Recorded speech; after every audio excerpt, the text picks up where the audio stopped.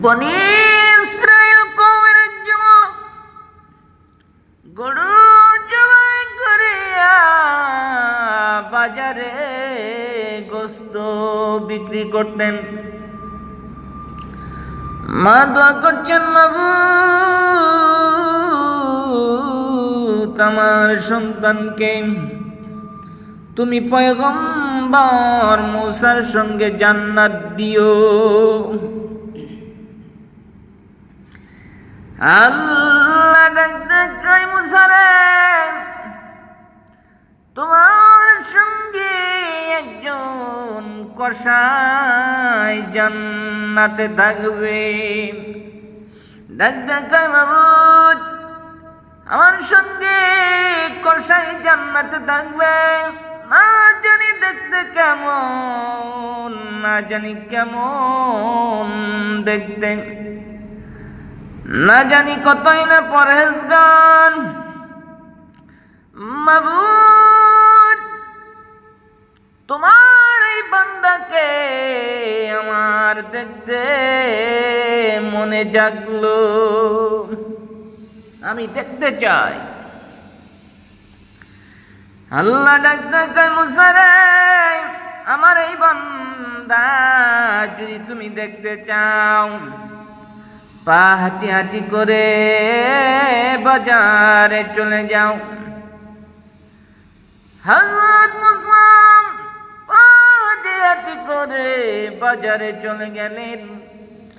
বাজারে গিয়ে দেখতে পেলেন একজন কসাই গরু জবাই করিয়া গোস্ত বিক্রি করেন। ভালো যেই গোস্তগুলি একটা পলিথিনের ভিতরে রাখেন। এই দৃশ্য দেখে তিনি তাকিয়ে আছেন। তিনি মনে মনে ভাবতেছেন এই গোস্তগুলি তিনি কি করবেন। গোস্ত বিক্রি শেষ। এইবার কসাই পলিথিনের গোস্ত বাড়িতে নিয়ে গেলেন। বাড়িতে নিয়াম সুন্দর করে ধুইয়াম গোস্ত রান্না করলেন। তারপরে দেখতে পেলেন তার মা বার্ধক্যে উপনীত হয়েছে। মা হাঁটতে পারে না রে, মা বসতে পারে না। মাকে গিয়ে গোসল করা দিলেন।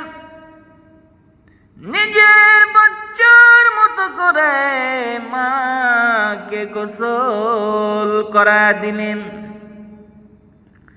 মাথায় তেল দিয়ে দিলেন। তখন মা সন্তানের মাথায় হাত বুলাইলেন আর বললেন, মাবুদ গো,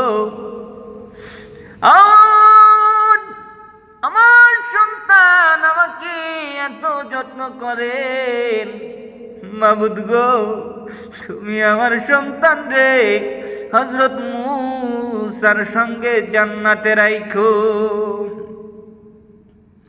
আল্লাহ দোয়া কবুল করেছেন। এবার হযরত মুসা দেখতে পেলেন রান্না গোস্ত